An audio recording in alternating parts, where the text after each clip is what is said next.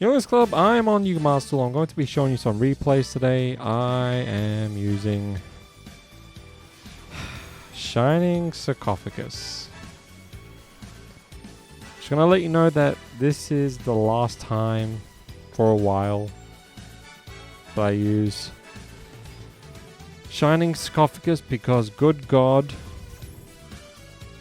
is this deck not that good. I like the deck, I do. But I just can't believe they made a deck that's half-baked.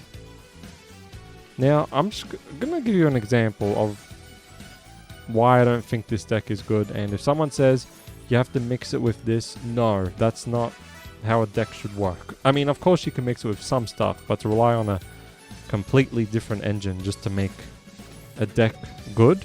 No. Not here.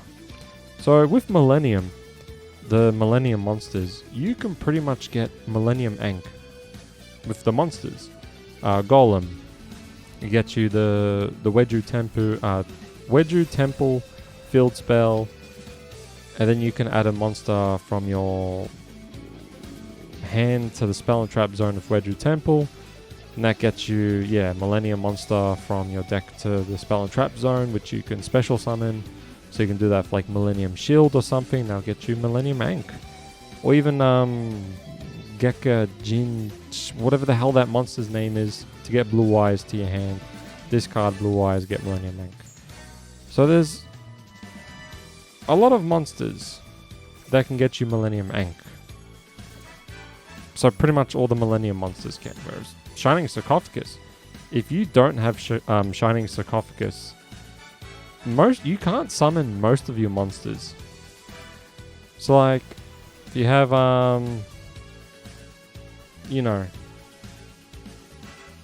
Silent Magician, it just does nothing without Shining Sarcophagus. And Gandora, Dark Magician, Buster Blader, they all do nothing. To get Shining Sarcophagus, you need to start with it, or draw it, obviously. Or use the spell card that can get you a Shining Sarcophagus monster or something. Yeah, from your deck to your hand. And then there's this card, Gadget Trio. If you don't get Gadget Trio, the spell card that can get you Shining Sarcophagus monsters from your deck to your hand, or you just don't start with Shining Sarcophagus, you're fucked. That's just how it is. And I've had lots of duels where it'll be turns and I still don't have one of those cards, and I just don't have Shining Sarcophagus.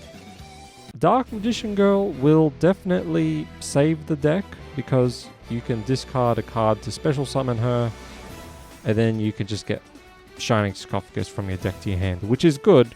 But I feel like the monsters definitely need something, all the monsters that will get you Shining Sarcophagus. Because with Millennium Ankh, the point of the deck is, if you're not mixing with anything else, the point of Millennium deck is to summon Exodia. And all those monsters work around you getting Millennium Ankh. Whereas Shining Sarcophagus, most of the monsters work if you have Shining Sarcophagus on the field. And don't get me wrong, the effects of the monsters are fine. I could tell here my opponent didn't have a lot of monsters. Because, my opponent summoned Sage here. I'll just talk about this duel because I found it funny. So my opponent summoned Sage, and that let me know that my opponent doesn't have any spare monsters in their hand, because they would have done it with Forbidden Droplet instead of using a spell card, right? So then my opponent Link summoned, and that's when I used my my other Infinite Permanents on Purifies of Blue. Then my opponent used Ultimate Fusion, which I was like, that's fine. Like, I feel like that's all you can do. And, my opponent's using Blue Eyes. If Blue Eyes can't use the graveyard, the deck is just pretty much screwed. So yeah. But what I don't like about the deck is that, and maybe some of you will say Millennium Ankh is just like a fusion spell card and that's it, sure, but the point of the deck is to just get Millennium Ankh and use it. And it should be the same here, where you get Shining Sarcophagus and you use it. And yeah, so the monsters just can't do shit. And your spell cards too, sometimes, if you don't have Shining Sarcophagus on the field. So yeah, if you don't have Shining Sarcophagus and you summon this gets negated, you're fucked. You're fucked. If you summon this, the gear, gadget trio, not gear, gadget trio. I'm sorry. You look like gears. You know. Yeah, if you summon gadget trio, your opponent uses from permanents. Okay, that's fine. And then you somehow have Shining Sarcophagus and you use it, and your opponent uses Ash Blossom. You're super fucked. So yeah, I just summoned my monsters and attacked my opponent directly.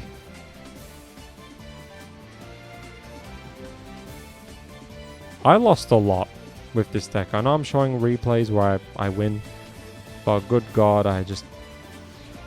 the amount of times I would just not get Shining Sarcophagus, the main point of the deck.